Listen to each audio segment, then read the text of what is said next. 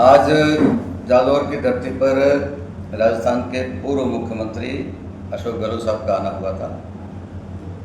3 बार मुख्यमंत्री रहे वो। जालौर की धरती से उन्होंने स्टेटमेंट दिया कि राजस्थान में विधान परिषद की आवश्यकता है। 3 बार आप मुख्यमंत्री रहे, आप करवा सकते थे।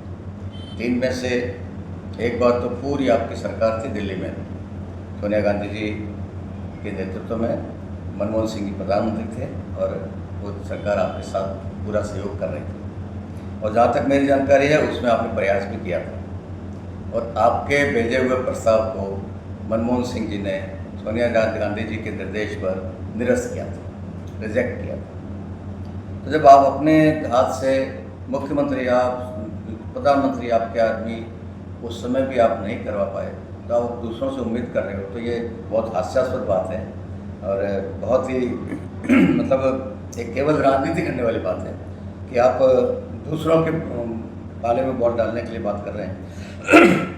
बाकी जब आप कर सकते थे तो आपने नहीं किया। ऐसे और बहुत सारे मुद्दे हैं। राजस्थानी भाषा को मान्यता देने का मुद्दा आपके हाथ में था। आप खुद अपने आप को राजस्थानी का बड़ा समर्थक कहते हैं, बड़ा समर्थक कहते हैं। 3 बार मुख्यमंत्री रहे, एक बार आपने संकल्प भी पारित किया, वो संकल्प को दिल्ली भेजा गया।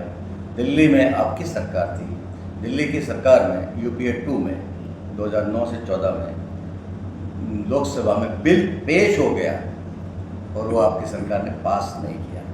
तो जब जब आपके हाथ में पावर था, जब आपके हाथ में अधिकार था, तब आपने उस अधिकार का पूर्ण उपयोग नहीं किया और बाद में जब अधिकार हाथ से निकल जाता है फिर आप कहते हो कि ये होना चाहिए, वो होना चाहिए। तो ये बहुत हास्यास्पद लगता है और आप जैसे नेता से उम्मीद मैं नहीं करता। वैसे बीजेपी समर्थन में है क्या विधान परिषद में? बीजेपी क्या करेगी वो बीजेपी तय करेगी, पर मुद्दा उन्होंने उठाया है तो उनकी भूमिका भी तो देखें। बीजेपी तो क्या करेगी, अभी चर्चा अभी तो नहीं हुई है, कभी होगी तो कर भी सकती है, कोई बड़ी बात नहीं है। पर अभी तो मुझे लगता है कि परिसीमन होने वाला है इस टेन्योर के अंदर 2028 तक परिसीमन हो जाएगा। तो उसके बाद क्या नज़ारा बनता है, राजनीतिक दृश्य क्या बनता है, परिदृश्य क्या बनता है, उसके बाद मेरे ख्याल से यदि विधान परिषद की बात चलेगी तो चलेगी।